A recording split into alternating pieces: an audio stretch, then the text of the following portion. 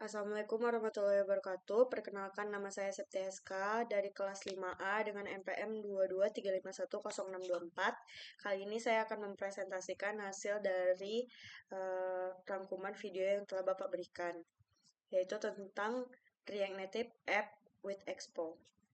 Nah, Expo adalah platform yang memudahkan pengembang aplikasi React Native. Selama proses pengembangan, Expo menawarkan berbagai cara untuk membangun aplikasi, mulai dari Expo Go hingga alat asli seperti Xcode atau Android Studio. Setiap metode ini memiliki kelebihan dan kekurangan yang perlu dipertimbangkan sesuai dengan kebutuhan aplikasi masing-masing pengguna dan pembuat. Metode pembangunan aplikasi React Native dengan Expo ini ada beberapa macam, yaitu yang pertama itu Expo Go. Expo Go adalah aplikasi seluler yang memungkinkan pengembang menjalankan dan menguji aplikasi React Native secara langsung tanpa proses pembangunan tambahan. Cukup dengan pindai QR, kode dari proyek, dan aplikasi akan langsung berjalan di perangkat. Kelebihannya itu cepat dan mudah, tidak memerlukan setup tambahan atau alat penambah seperti Xcode atau Android Studio. Yang kedua itu live reload, perubahan kode langsung terlihat di aplikasi tanpa perlu membangunkan ulang. Yang ketiga itu ideal untuk pemula, cocok untuk pengembang baru dan belum familiar dengan alat pengembang asli. Selanjutnya itu ada kekurangannya juga. Kekurangannya itu adalah keterbatasan API asli. Tidak semua modul asli atau fitur yang seperti Bluetooth dan pembayaran dapat digunakan. Yang kedua itu tidak fleksibel juga, hanya dapat menggunakan fitur yang disediakan oleh Expo Go. Kapan menggunakannya itu? Gunakan Expo Go itu untuk aplikasi sederhana yang tidak memerlukan modul atau kostumasi native. Yang kedua itu pre-build adalah fitur Expo yang memungkinkan Anda menghasilkan proyek native untuk iOS dan Android. Setelah proyek pre-build ini dibuat, Anda dapat menambahkan kode spesifik platform seperti library tambahan. Kelebihannya itu lebih fleksibel daripada Expo Go, memungkinkan penambahan modul atau kostumasi native-nya. Kedua itu proyek yang terkelola, masih memanfaatkan sebagian besar dari alat fitur Expo.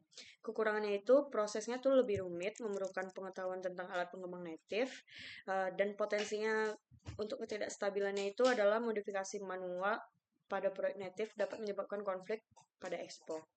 Kapan kita akan menggunakannya itu? Gunakan pre-build jika Anda memerlukan fitur native tertentu tetapi tidak ingin memanfaatkan keuntungan dari ekosistem Expo. Yang ketiga itu Xcode dan Android Studio. Penjelasannya itu Xcode dan Android Studio ini adalah alat pengembang resmi untuk masing-masing platform. Dengan metode ini Anda dapat langsung pada proyek natif yang Anda buat untuk menjalankan aplikasi. Kelebihannya itu kontrolnya penuh, akses penuh ke semua aspek pengembang natif. Yang kedua itu kemampuan debuggingnya yang lebih kuat, lebih dapat menggunakan debugger, platform, dan alat pemantau performa. Yang ketiga itu fleksibilitas maksimal.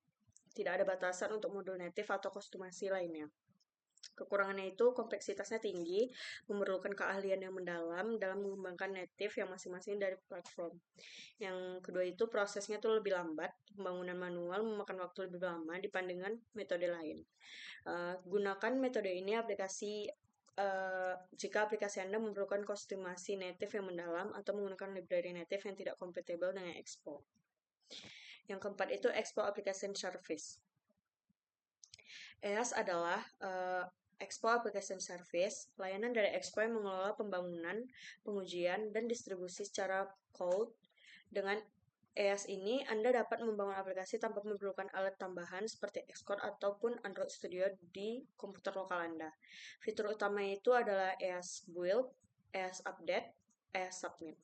Nah, untuk EAS Build itu sendiri untuk membantu membangun aplikasi untuk iOS dan Android di cloud. Kalau untuk EAS Update itu memungkinkan pembaruan over the air atau OTA sehingga pengguna dapat menerima pembaruan tanpa mengunduh ulang aplikasi dari App Store ataupun Play Store. Yang ketiga itu EAS Submit, mempermudah proses penggunaan aplikasi ke toko aplikasi. Kelebihannya itu prosesnya tuh terkelola, tidak mengatur waktu lama untuk mengembangkan lokalnya, efisiennya juga tinggi, menghemat waktu dan sumber daya. Yang ketiga itu cocok untuk tim besar, dapat digunakan dan diintegrasikan dengan alat CA atau CD. Kekurangannya itu tergantung pada layanan Expo. Masalah dengan server Expo ini dapat mengganggu proses pembangunan aplikasi. Biaya tambahnya itu juga ada beberapa fitur yang harus berlangganan dan berbayar. Gunakan ES ini jika Anda itu menginginkan proses pembangunan yang lebih mudah, efisien, dan terintegrasi dengan Cloud. Selanjutnya itu tabel perbandingan metode ya. Dengan metode Expogo, kelebihannya itu mudah, cepat, live reload. Kekurangannya itu tidak fleksibel, terbatas pada API, digunakan aplikasi sederhana untuk prototype. Kalau pre-build itu fleksibel juga kelebihannya, mendukung kostumasi, tapi kekurangannya itu lebih rumit dan bisa terjadi konflik antar file dan digunakan untuk kalau membutuhkan fitur native tertentu. Kalau untuk Xcode dan Android Studio ini kelebihannya itu kontrolnya penuh, kayak akses penuh di kita pembuat dan fleksibilitas tinggi. Kekurangannya itu terlalu kompleks dan memerlukan keahlian yang lebih mendalam. Digunakan ini waktu aplikasi kompleks dengan kostumasi yang mendalam. Kalau kita memakai EAS itu sebenarnya kelebihannya itu mudah, efisien, dan berbasis cloud. Tapi banyak kekurangannya itu bergantung pada Expo dan banyak biaya berlangganan, biaya tambahan gitu. Jadi gunakan pembangunan skala besar atau tim dengan CI atau CD.